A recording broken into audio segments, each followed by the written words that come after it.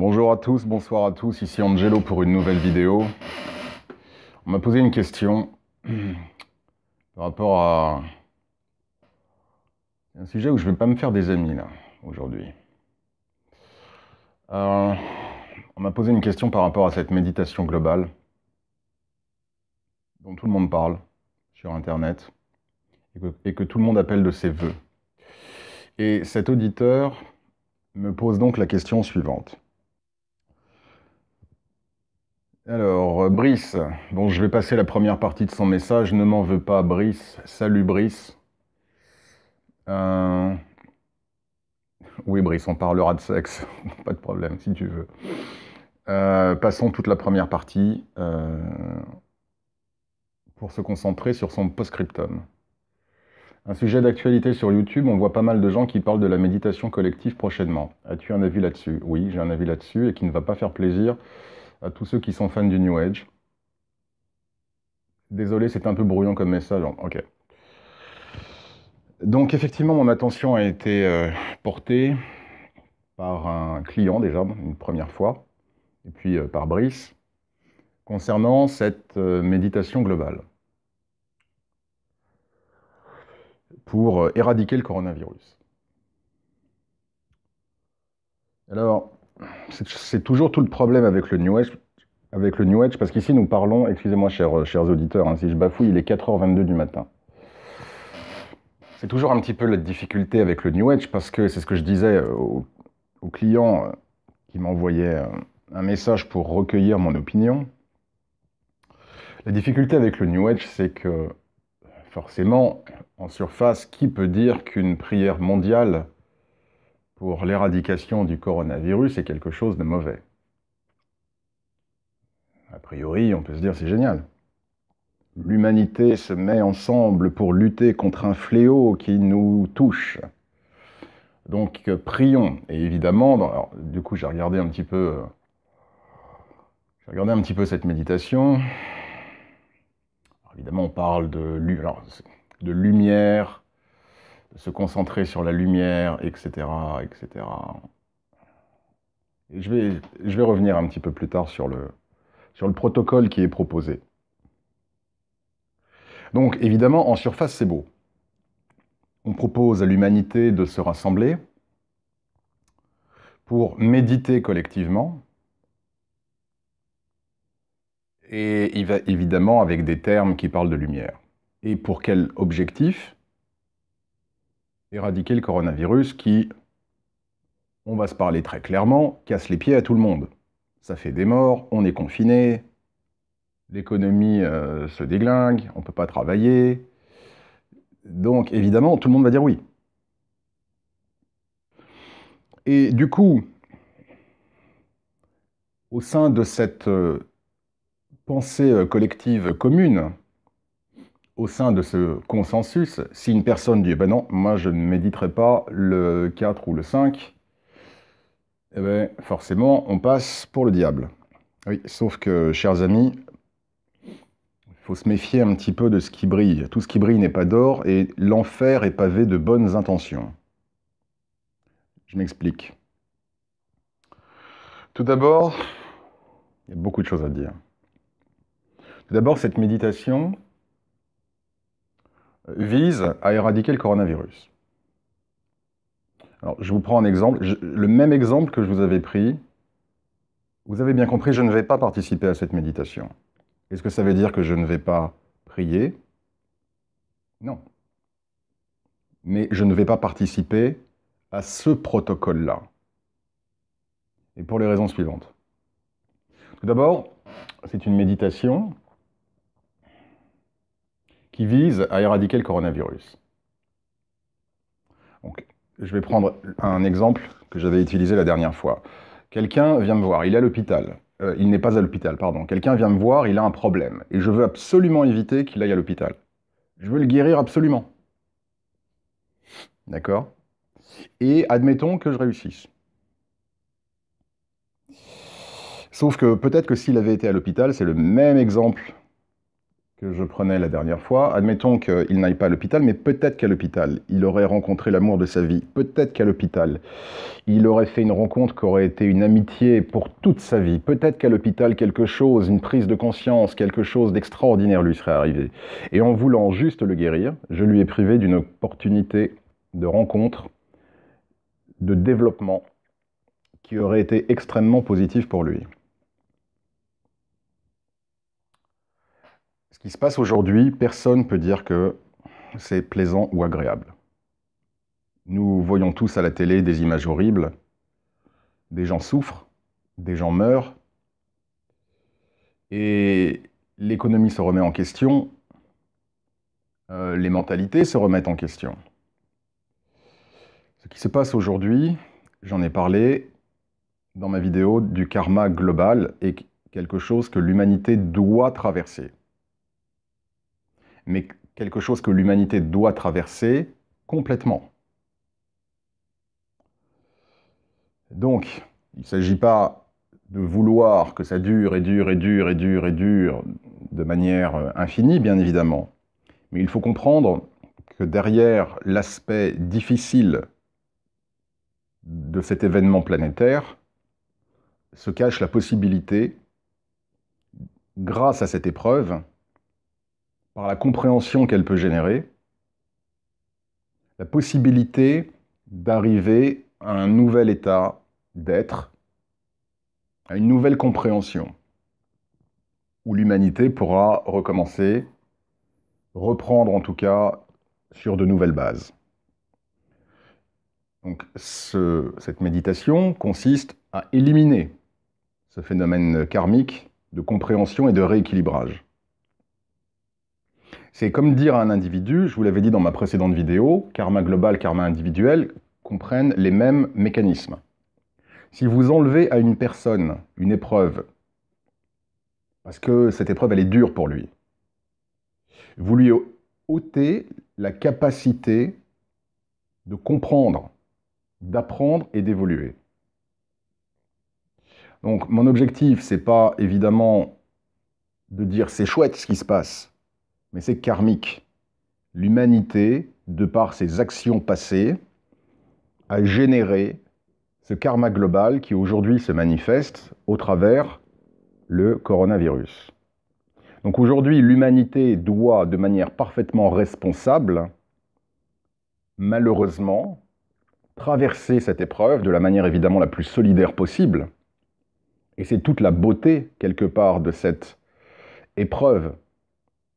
Pas évidemment des conséquences. On va tous être tristes des gens qui meurent. On va tous être tristes des problèmes que le monde rencontre. Mais ça ne vient pas de nulle part. C'est la résultante d'années et d'années et d'années où l'humain s'est séparé du divin. Où l'humain a souillé la planète. Où l'humain a été en permanence égocentré, en s'éloignant des lois divines. Ben, ce qui se passe aujourd'hui, c'est qu'on passe à la caisse. Bon. Sauf que de par cette expérience-là, l'humanité peut comprendre, peut s'améliorer, peut changer. Donc, cette épreuve, pour moi, aussi dure soit-elle, mais c'est le cas de toutes les épreuves, qu'elles soient globales ou individuelles, cette épreuve se doit d'être vécue et purgée organiquement, non pas stoppée de manière forcée. Une fois de plus, c'est comme dire, ok, je vois Bob qui souffre, il a une épreuve, j'ai une baguette magique, je ne veux pas qu'il souffre. Mais c'est juste voir la pointe émerger de l'iceberg. Bob souffre, je ne veux pas qu'il souffre, donc je veux retirer la souffrance de Bob. Mais cette souffrance est peut-être ce qui permet, et probablement et certainement, ce qui va permettre à Bob de comprendre des choses pour changer. Changer dans son cœur, au cœur des choses. Si vous retirez à Bob cette épreuve, effectivement, en surface, il ne souffrira plus, mais il n'aura rien appris. Donc, évidemment que je ne me réjouis pas du coronavirus. Mais d'un point de vue spirituel, c'est une épreuve que l'humanité doit affronter. mais affrontée de manière organique. Cette méditation vise à éliminer une épreuve de karma global que l'humanité doit vivre. Donc déjà, pour moi, c'est discutable. C'est la première chose. La deuxième chose, c'est que je me suis dit, mais ça vient d'où ce truc? Ça vient d'où? Qui est à l'origine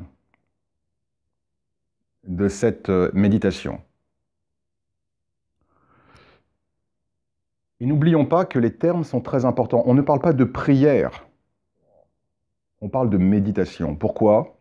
Parce que ce mouvement, New Age, et j'ai commencé à lire des articles de l'individu, j'ai commencé à écouter des vidéos, des interviews de l'individu.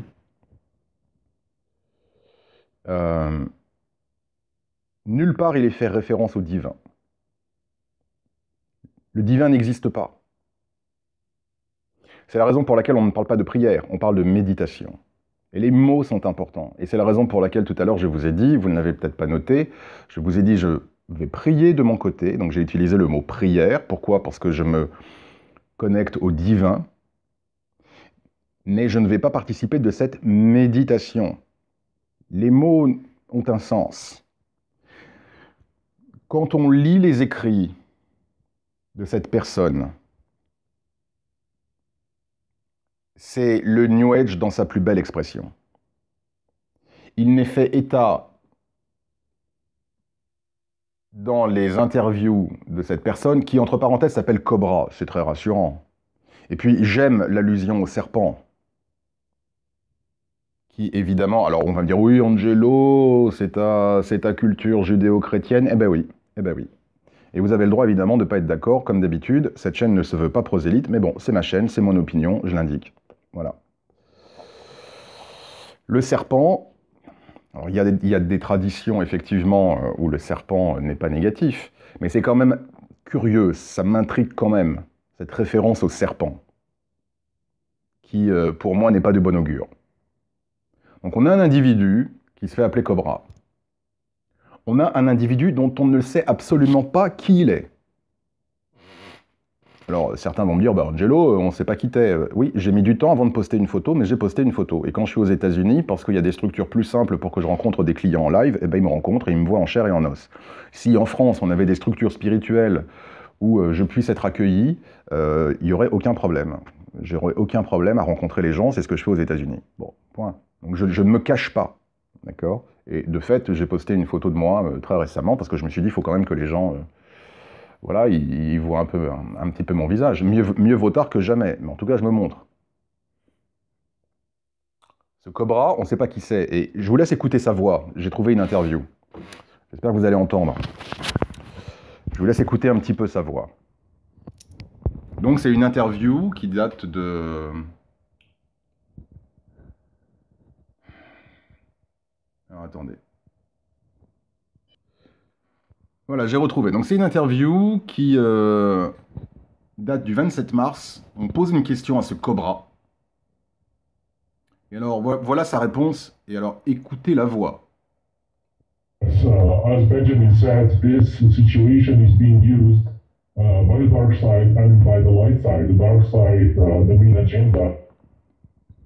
Pourquoi trafiquer la voix? C'est quoi cette voix flippante? C'est-à-dire que non seulement on ne sait pas qui est la personne, d'accord, on a Cobra, mais alors en plus la voix, super quoi. Pour moi, ça c'est une voix démoniaque. C'est une voix dont je n'aime pas les fréquences. C'est une voix dont je n'aime pas l'énergie.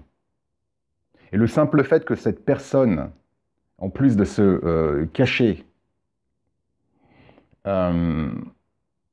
travestisse sa voix, est un immense signal rouge.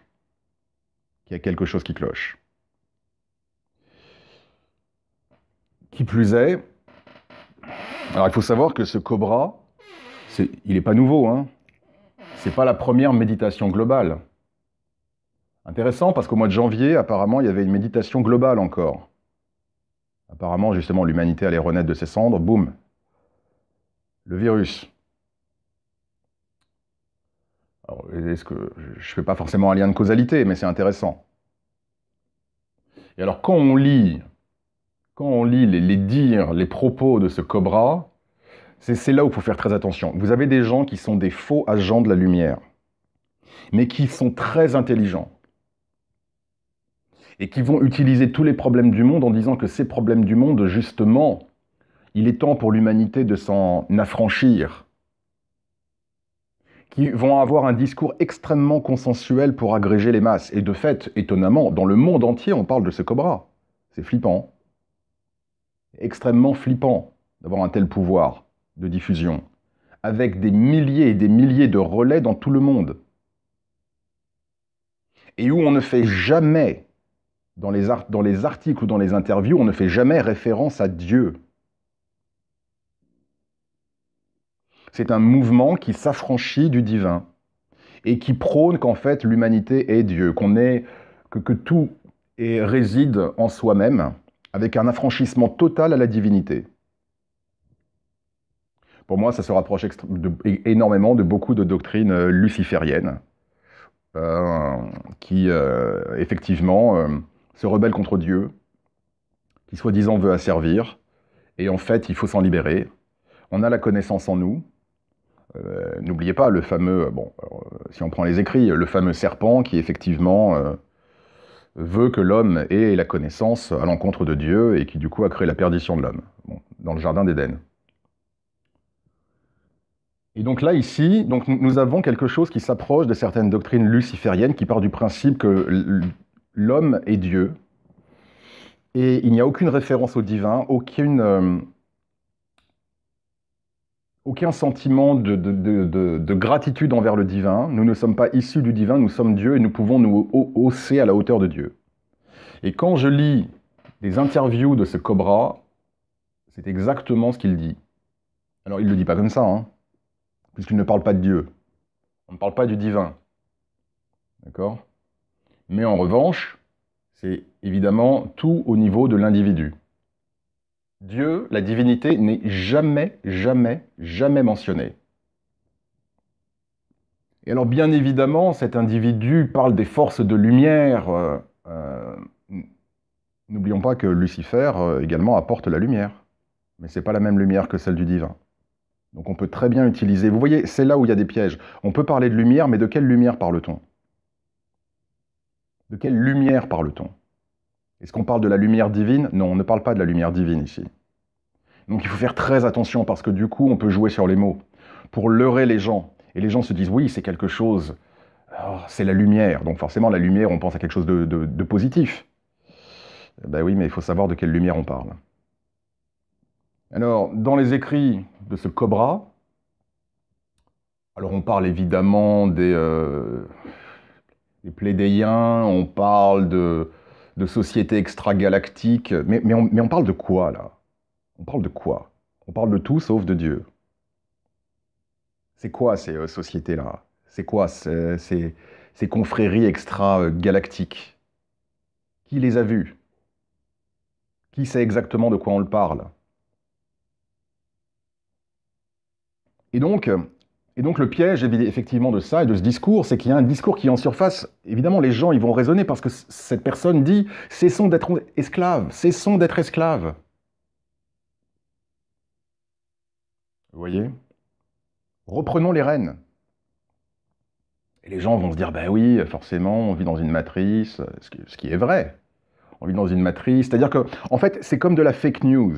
La fake news est extrêmement puissante parce qu'elle prend des éléments de vérité, des informations de vérité, qu'elle va ensuite complètement tordre pour créer une fausse croyance. Mais c'est exactement ce qui se passe. Donc là, on va parler de lumière, il parle des forces de l'ombre qui ont poussé les gens à être complètement comme des esclaves. Mais sauf que, effectivement, on ne parle pas des mêmes choses. Donc, on prend des concepts qui parlent aux gens pour pousser un dogme.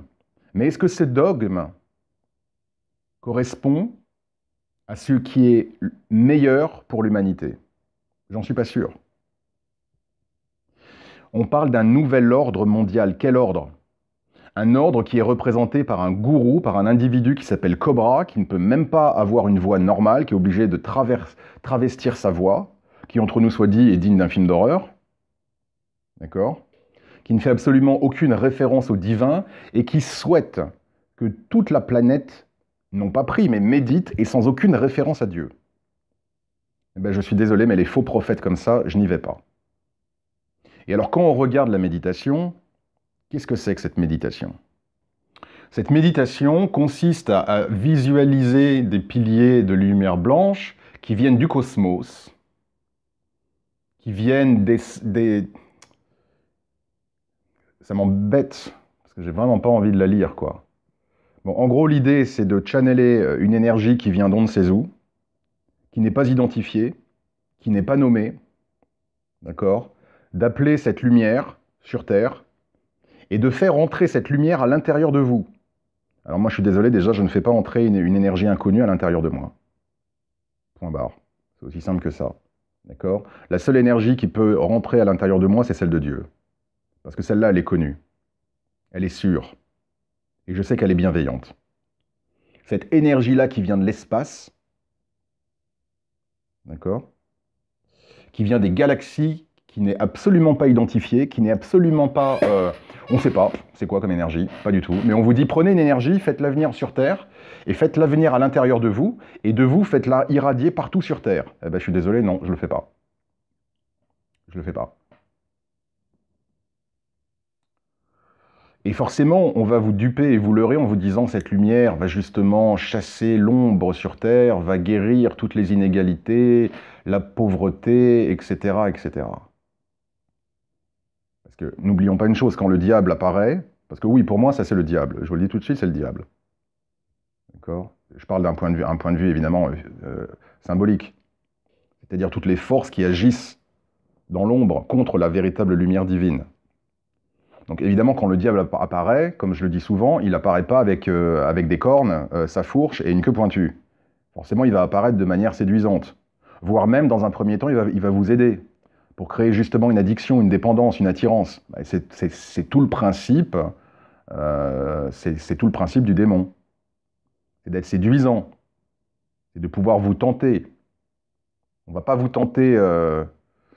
bon, je vais employer des termes évidemment religieux, mais je suis obligé, parce que même si je me décris plutôt comme étant un chrétien non catholique et plutôt spirituel, je suis quand même obligé, je vais employer des termes volontairement issus de la religion pour marquer, voilà, pour bien marquer les choses. En gros, si le diable il vous dit viens chez moi et qu'il vous montre l'enfer au sens religieux du terme, qui évidemment n'existe pas, genre les volcans remplis de soufre et de feu, ben, personne ne va y aller. D'accord ? C'est une évidence. Il n'est pas bête, le diable. Il est très intelligent. Les forces de l'ombre sont très intelligentes. Donc elles ne vont pas vous montrer une finalité qui va contre votre intérêt, et sinon personne ne le suit, le diable. D'accord ? Bon, quand je dis le diable, c'est les forces de l'ombre, vous l'avez compris. Non, mais je dis ça parce que je m'attends déjà à avoir des commentaires. Ouais, tu parles du diable, le diable ça n'existe pas, c'est religieux. Bon, on s'est compris, d'accord ? On s'est compris. Ouais, non, ça m'agace là. Ce truc, ça m'agace. Et là, on a un individu qui se présente comme un prophète, en fait, comme un gourou, comme un agent des forces de lumière, d'accord, avec absolument aucune référence au divin et qui dit on va arrêter le coronavirus. Mais le coronavirus, aussi difficile soit-il, c'est une épreuve nécessaire pour l'humanité. Donc les gens vont se dire, évidemment, d'un point de vue très simpliste, bah oui, on veut éliminer le coronavirus, ça nous casse les pieds, et puis on connaît notre voisin, il en est mort. C'est ça, c'est là le piège de ces forces-là. C'est qu'elles vous poussent effectivement à croire, au travers par votre émotionnel, qu'on va lutter contre quelque chose de mauvais, alors que le coronavirus, cette épreuve de karma global étant une épreuve karmique, est quelque chose, évidemment, dans ses développements de difficile. On ne va jamais se réjouir des morts, on ne va jamais se réjouir de tout ce qui se passe. Mais d'un point de vue spirituel, c'est quelque chose de positif. Et on retire ça, on veut retirer ça de manière forcée et artificielle. Donc on veut priver l'humanité de son développement. Sauf qu'évidemment, en vous disant qu'avec cette méditation, les gens vont plus mourir, les gens vont plus souffrir, les gens ils creusent pas plus loin que le bout de leur nez, et ils se disent, bah oui, effectivement, il faut le faire.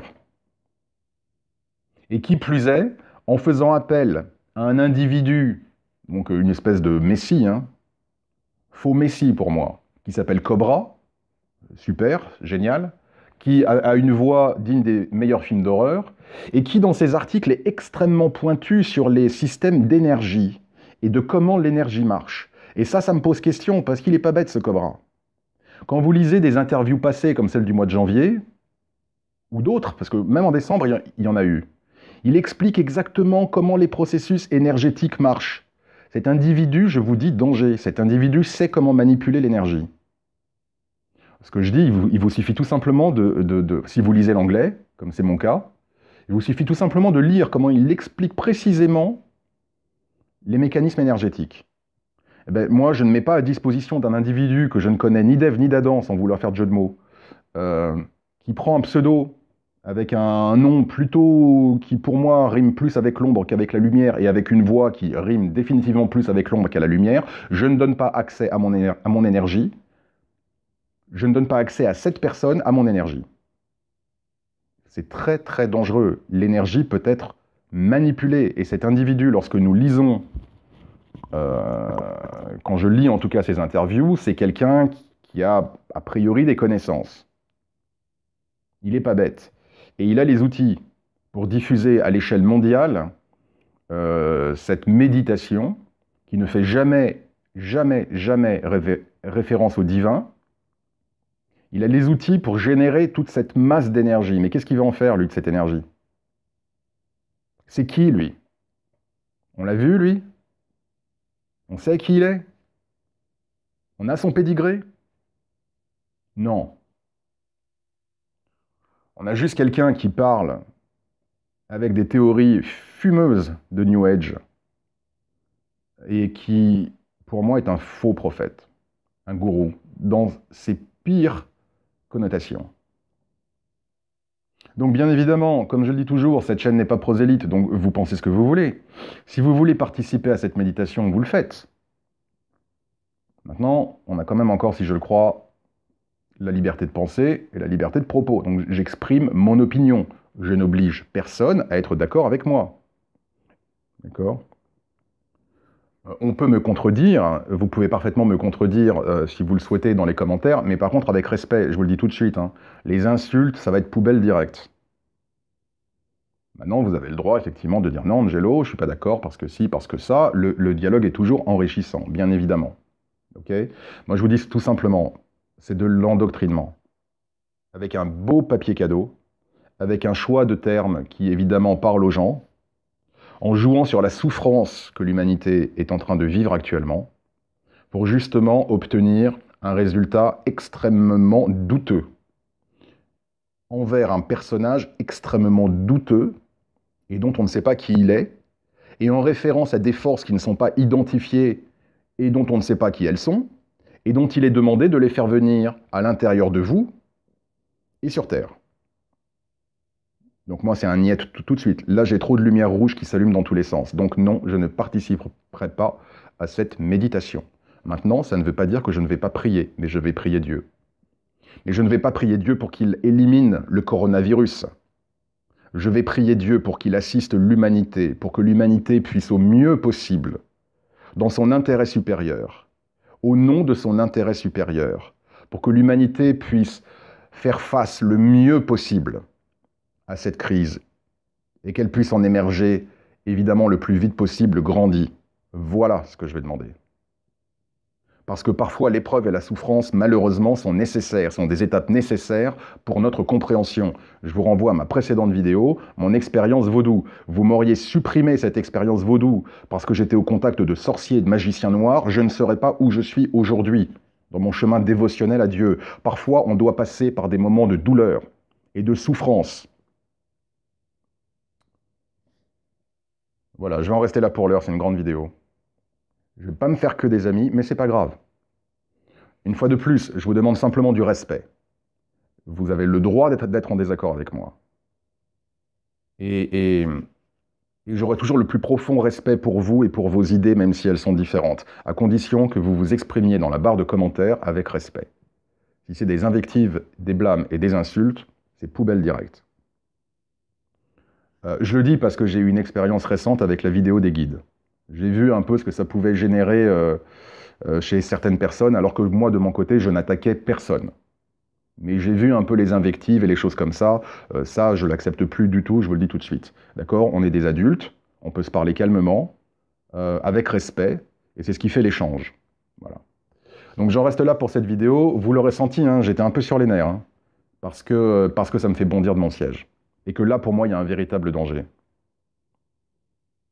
Donc voilà, j'en reste là pour l'heure. J'espère avoir répondu, que je reprenne son nom, Brice. Brice, j'espère avoir répondu à ton message, à ta question. Bien évidemment, Brice, si tu veux participer à cette méditation, et c'est là où, une fois de plus, vous le voyez, je ne suis pas prosélyte. Brice, si tu veux participer à cette méditation, évidemment, tu le fais. Tu me demandais juste mon avis, et je t'ai répondu. Voilà, chers auditeurs, chers spectateurs, merci encore pour vos messages. Prenez bien soin de vous. Et comme je l'ai dit dans la vidéo avec les guides, je vais redire dans cette vidéo, et exercez votre esprit critique. Ne soyez pas simplement dupes des apparences. Faites très attention. Merci encore. Passez une bonne journée et que Dieu vous bénisse.